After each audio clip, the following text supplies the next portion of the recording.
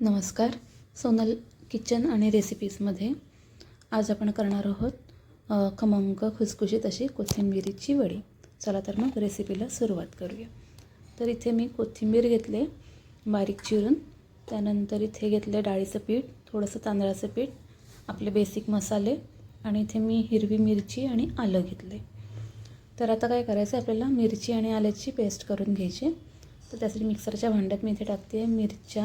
हिरवी मिरचीमध्ये 4 घेतल्यात आणि थोडासा आल्याचा तुकडा घेतला. त्यामध्ये आता आपण टाकणार आहोत थोडं जिरं, एक छोटा चमचा भरून जिरं घेतले. आता याची आपण छान पेस्ट करून घेऊया. एका ताटात काय घेतले मी, ते कोथिंबीर घेतली. कोथिंबीर स्वच्छ धुवून चिरून घेतली आहे, एक छोटी जुडी आहे. त्याच्यामध्ये आता आपण टाकणार आहोत साधारण 2 कप असं बेसन टाकणार आहोत आपण त्याच्यात. साधारण 2 कप घेतले मी. त्याच्यामध्ये आता आपण टाकणार आहोत थोडंसं तांदळाचं पीठ, 2 ते 3 चमचे भरून तांदळाचं पीठ टाकायचे, म्हणजे वडी छान आपली कुरकुरीत होते. याच्यामध्ये आता आपण मिरची आणि आल्याचा जो ठेचा बनवला तो टाकायचे. तुम्हाला जर याच्यात लसणीचा फ्लेवर आवडत असेल तर थोडीशी लसूण टाकली तरी हरकत नाही. आता याच्यात टाकूया थोडेसे मसाले, थोडेसे सफेद तीळ टाकू पहिले. 1-2 छोटे चमचे भरून तीळ घेतले. त्यानंतर थोडे मसाले टाकायचे. तर त्याच्यामध्ये आता मी टाकते थोडंसं हिंग, त्यानंतर 1 छोटा चमचा भरून आपण टाकणार आहोत हळद, आणि थोडंसं रंगासाठी म्हणून आपण इथे मी 1 छोटा चमचा भरून मिरची पावडर टाकते. थोडंसं धणा पावडर ॲड करते आणि चवीनुसार मीठ. तुम्हाला जर याच्यात थोडंसं गूळ आवडत असेल तर थोडंसं गूळ टाकलात तरी हरकत नाही. थोडीशी छान गोडसर चव येते आपल्या वडीला गूळ टाकलं की. मी ते नाही ॲड केलं, तुम्हाला हवे तर तुम्ही याच्यात ॲड करू शकता. आता काय करायचं, लगेच पाणी नाही ओतायचं. आधी पहिलं असंच हे सर्व आहे ते छान कोथिंबीरला, म्हणजे हे जे बेसन आणि मसाले ते कोथिंबीरला छान चोळून घ्यायचे, कारण कोथिंबीर ओलसरच असते, त्याच्यात पाणी असतं बऱ्यापैकी. तर म्हणून डायरेक्ट पाणी नव्हतं, आधी पहिलं ही अशी छान कुस्करून घ्यायचं आपल्या. त्याला जे पीठ आहे ते कोथिंबीरीला असं छान चोळून घ्यायचे, आणि मग जेवढं गरज लागेल तेवढं थोडंच पाणी ह्याच्यात ॲड करायचे. तर बघा छान मी ते चोळून घेतलं आहे पीठ कोथिंबीरीला. आता याच्यामध्ये थोडं पाणी ॲड करायचं.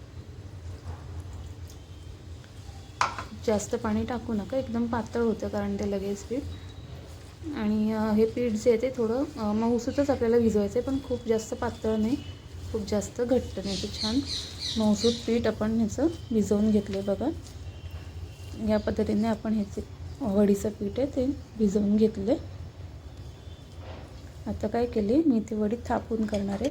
तर 1 छोटी ताटली घेतली, त्याला थोडं तेल लावून घ्यायचं आहे आपल्याला,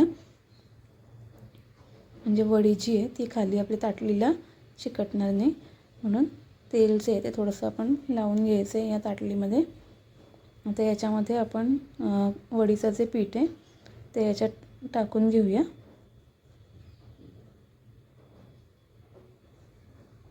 त्याच्यावरती मी थोडंसं 1 चमचाभर तेल घेतले हातावरती, आणि असं थापायची ती वडी पूर्ण ताटलीभर आपल्याला.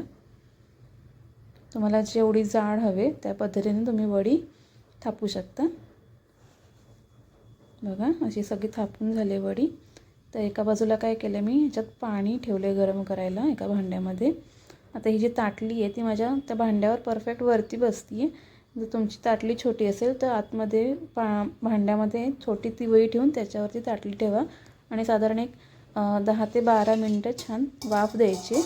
तर बघा आपली वडी जी आहे ती छान आपली वाफलेली आहे, शिजली वडी. आता ताटली बाहेर काढू आणि त्याला गार होऊ देऊया, आणि मग तुम्हाला हव्या तशा तुम्ही याच्या वड्या कट करून तळू शकता. तर बघा मी इथे कट करून घेते.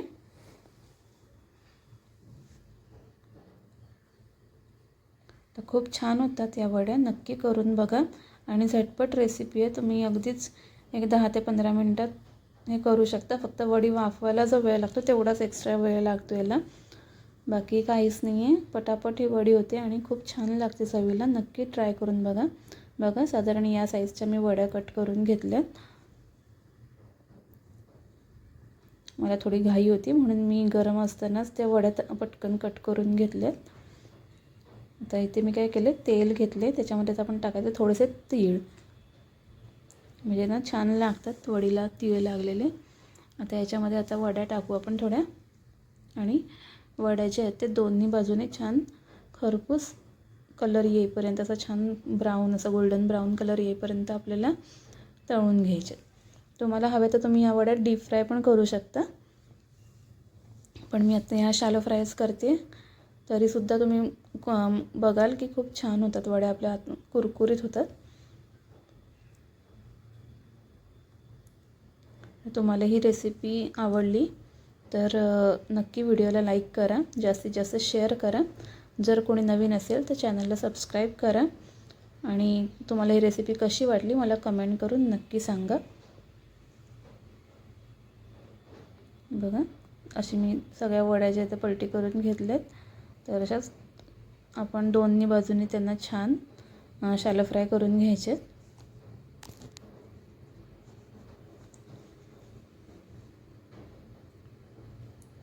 बघा एक बाजू झाली की ती परत पलटी करायची आणि शेकून घ्यायची. तर अशा पद्धतीने मी छान वड्या ज्या आहेत त्या फ्राय करून घेतल्यात.